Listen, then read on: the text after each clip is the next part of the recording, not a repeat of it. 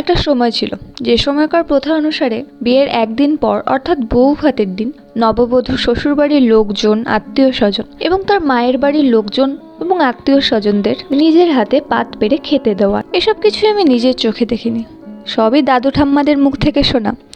এখন সময় গড়িয়ে গিয়ে বউ ভাত গিয়ে দাঁড়িয়েছে রিসেপশনে, কিন্তু প্রথার বদল তো আর হয়নি, না হয়েছে ইমোশনের।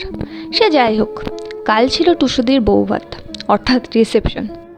অনেকদিন পর কোনো নেমন্ত্রণে গিয়ে আমি একটু শান্তি করে খেলাম, কারণ মাছ মাংস খাওয়া ছেড়ে দেওয়ার পর থেকে আমার নেমন্ত্রণ বাড়ি যাওয়া তো হয় কিন্তু খাওয়াটা আর হয় না।